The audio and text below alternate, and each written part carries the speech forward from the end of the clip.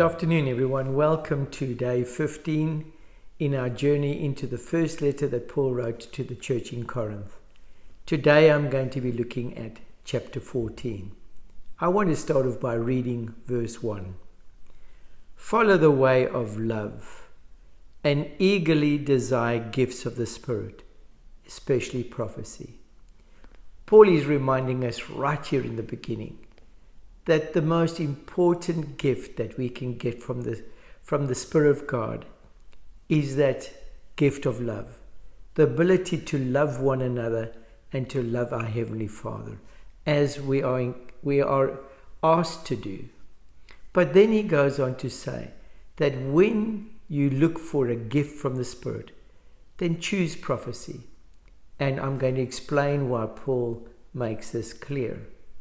I want you to notice that in verse 12, since you are eager for the gifts of the Spirit, try to excel in those that build up the church. Paul is saying if you want to receive a gift, ask for a gift that will enable you to be of value to the church, to edify the church body. Over and over in 1 Corinthians 14, Paul wants the church to know that the purpose of the gifts given to the members in the church was to build up the church. In actual fact, that was one of the signs that it was God's gift to the church.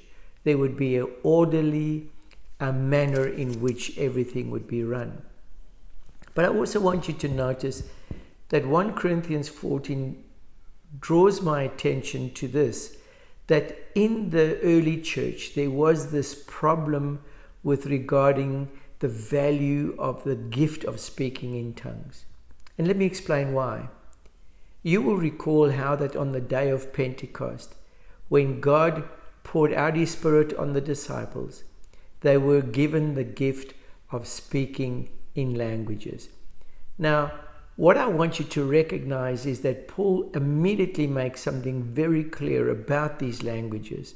He says in verse 10, undoubtedly, there are all sorts of languages in the world, yet none of them is without meaning. So Paul was making it very clear that if there was this gibberish spoken, that wasn't a gift from the Spirit of God. The languages given by God would be languages that had meaning. That means somewhere in the world there was somebody who spoke that particular language. That's why we read on the day of Pentecost how that each person commented that they were hearing the message spoken to them in their own languages that they could understand. So this form of gibberish that is found in the modern ecumenical world is not the language that we find given to the early Christian church. That was not the gift. But I now also want you to notice something else, that on regular occasions after that, for example, when we talk about Cornelius and Peter's experience, in order for Peter to see that Cornelius had already been approved and accepted by God, when the Spirit of God came down on them, they also spoke in various languages. So originally, the way in which God revealed that He had received somebody into the church family, He would have done it by giving them the gift of speaking in tongues. But there is something very interesting about this that we need to look at. Paul tells us something in 1 Corinthians 14 that he wants us to bear in mind. And this is found in verse 32. Paul says, the spirit of prophets are subject to the control of prophets. Now you might wonder what I'm getting at. The interesting thing about speaking in tongues is that the recipient of that gift didn't control that gift. The Spirit of God controlled the recipient. That means when the person received the Spirit, they automatically spoke in the languages that had meaning. So this was one of the things that revealed that the Spirit was in control of that situation. But I also want you to notice then that the value of prophecy was that it wasn't given to identify if a person had been accepted by God. The purpose of prophecy was that it was given for the edification and guidance of the church, but that gift given by the Spirit was a gift that could be controlled by the recipient. So let me read it again. Verse 32 says, "The spirit of prophets are subject to the control of the prophets." Verse 33, "For God is not a God of disorder, but of peace, as in all the congregations of the Lord's people." So what Paul is saying here, although on various occasions, like in the case of Pentecost, in the case of Cornelius, etc., people spoke in tongues and there seemed to be confusion, that was given as evidence that the people, the recipients, had been recognized by God as His. But when the gift was given to the church that had now been established, it was given for the purpose of the edification of the church, and that the recipient of that gift, if it was the gift of prophecy, the gift of speaking in tongues, the gift of healing, whatever gift it was, that gift was given by the Spirit of God, but was controlled by the recipient. They wouldn't be controlled by it. That means a person who received prophecy wouldn't just be blurting it out. He would be in control of that particular event. So there is this clear distinction that needs to be made here. As in the day of Pentecost, in the day of Cornelius, and in so many other times, the speaking of tongues, when the people spoke it and all together at the same time, was for the purpose of revealing that they had been endorsed, that the people were accepted by God. That was a sign. But the gifts of the Spirit were given, and that the recipient of those gifts had control over that. I want you to understand that Paul goes on to say that if the trumpet does not sound a clear call, who will get ready for battle? So Paul is saying the purpose of the gifts was to guide the church, not to confuse the church, not to bring disorder. So the receipt or the receiving of the gifts after the day of Pentecost, after being given as an indication that the people belong to God, the receipt of those gifts would be under the control of the recipient, and that the recipient's main objective, as we read there, will be to build up the church, and that the recipients of those gifts will work together to give what they were doing in an orderly manner, as the word says in verse 40 there in 1 Corinthians 14. But everything should be done in a fitting and orderly manner. Then I want to draw your attention to this very interesting point that Paul also brings out in verse 22. He says that the objective of tongues initially was to draw people's attention to the fact that God was involved in this. Let me use the day of Cornelius again. Peter went to Cornelius. Probably there was in his mind this question as to why was he there. He did not consider Gentiles to be people that God would have approved to be part of the body. So he was in some sense an unbeliever in this particular situation.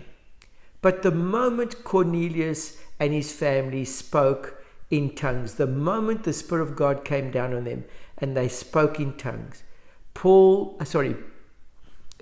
Peter recognized that this event was similar to the event that they had, that was a proof to the people around them that they were God's children. And Peter, who was an unbeliever regarding Cornelius, immediately saw in the sign that there was some validity in what was happening, the fact that they spoke in tongues. So Paul writes, tongues then are a sign not for believers, but for unbelievers. This is so interesting. If there is a person who is an unbeliever, signs are the evidence to convince that person that what is happening is from God.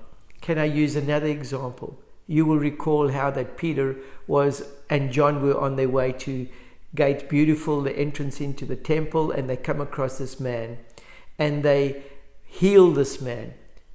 People marvel at it. But then Peter draws their attention to this, that what was happening there was evidence. It was a sign that God was using them. And the people around who were unbelievers, because of the sign, believed Peter and John. So this thing about being an unbeliever, so many times we, even as God's children, will say, Lord, if it's really you, show us a sign. And there is some value in that. But we are not to, as God's children, always depend on signs.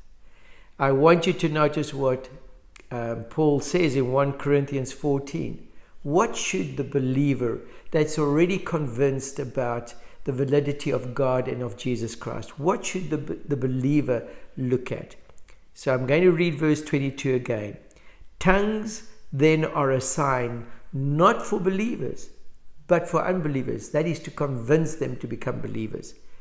But then he says this, prophecy, however, is not for unbelievers, but for believers.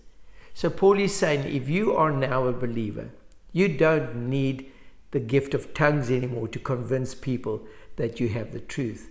What he's going to convince them now will be this gift of prophecy, because prophecy always edifies and gives direction to the church.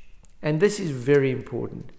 I also want you to know that one of the concerns that Paul had was there was this disorder in the worship of God. There was this confusion when everybody was just speaking in tongues or prophesying.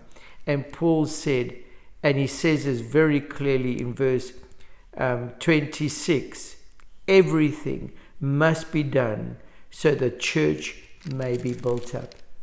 One of the things that people look at is the way in which the church operates.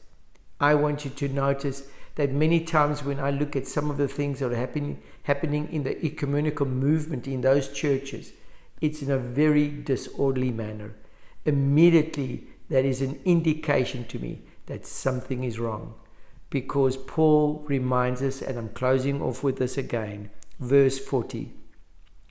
Everything should be done in a fitting and orderly way. This is the way that God operates. He's a God of order, not a God of disorder. Maybe just something to think about. Right there in the beginning, in Genesis chapter 1, verse 1 and 2, we have this beautiful illustration brought out. It says that the world was without form and void, and the darkness was upon the face of the deep. But when we read about the Spirit of God hovering over the waters, what happens? Order comes. Dear friends, so many times in our lives, we have lives that are so disorderly, so confused. But when the Spirit of God comes into your life, He comes for the purpose of bringing order. I think of Christ when He was confronted by that man that was demon-possessed by Legion. When the disciples again met this man, there was an order in his life. He was clothed and he was of sound mind.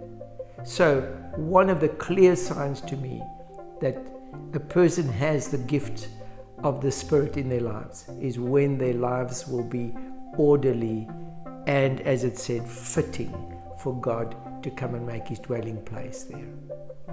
Have a lovely day. God bless you. Bye-bye.